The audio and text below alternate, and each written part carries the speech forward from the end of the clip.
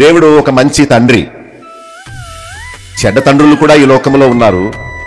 అపనమ్మకస్తులైన తండ్రులు, త్రాగుబోతులైన తండ్రులు, జూదగాండ్రైన తండ్రులు, కుటుంబాన్ని నిర్లక్ష్య పెట్టే తండ్రులు, చాలా మంది బ్యాడ్ ఫాదర్స్ ఉన్నారు.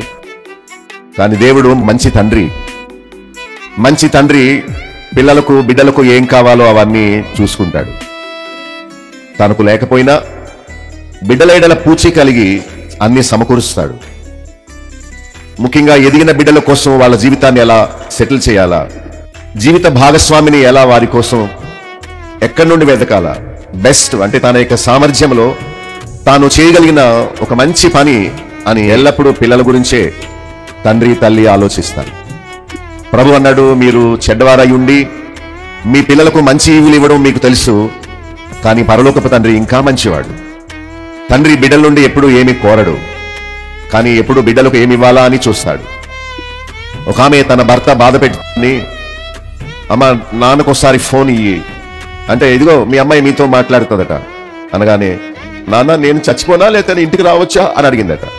ఏమైందమ్మా నీకు అంటే, రోజు నన్ను కొడుతున్నాడు అతను, రోజు నిన్ను అమ్మను తిడుతున్నాడు, తాగి వస్తున్నాడు, ఇంట్లో ఖర్చుకు ఏమీ ఇవ్వడం లేదు, రోజు ఇక్కడ నరకయాతన పడే కంటే చచ్చిపోదాం అనుకున్నాను, కానీ చనిపోయే ముందు ఒకసారి నీవు రాణిస్తావేమో, ఇంటికి రావచ్చా అని అడుగుదామని ఫోన్ చేశాను నాన్న అనగానే తండ్రి ఏడ్చేసి, అమ్మా రోజు అతని చేతిలో బాధపడడం కంటే వచ్చేయమ్మా, మేము తాగే గంజిలోనే మీకు కాస్త ఇస్తాం, మాతో పాటు నీవును వచ్చేయమ్మా వచ్చేయమ్మా అని ఇంటికి వచ్చిన కుమార్తెను ఎంతో జాగ్రత్తగా చూసుకుంటున్నాడు.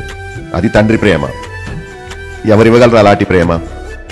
సారి పెట్టినప్పుడు ఇంట్లో ఉన్న వస్తువులన్నీ ఆడబిడ్డకు వ్యాన్ మీద ఎక్కించి పంపిస్తాడు. ఇంకా ఏం చేయగలం అనుకుంటాడు. బిడ్డ అత్తవారింటికి వెళ్ళిపోతుంటే ఏడుస్తాడు. ఎంత ప్రేమో! ఆ ప్రేమను ఇచ్చిందే తండ్రి.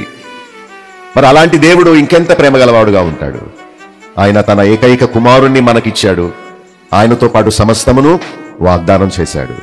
తన ఆత్మను ఇచ్చాడు, తన వాక్యమును ఇచ్చాడు. ఇంకా ఏమి ఇవ్వాలా అని ఆలోచిస్తున్నాడు. ఎన్నో వాగ్దానాలు ఇచ్చాడు. ఆ తండ్రి ప్రేమకు మనము దూరం అవ్వకూడదని, వయసు వచ్చే కొలది, సంవత్సరాలు గతించే కొలది మనము మరింత స్పష్టముగా దేవుని ప్రేమను తెలుసుకోవాలని దేవుడు కోరుతున్నాడు.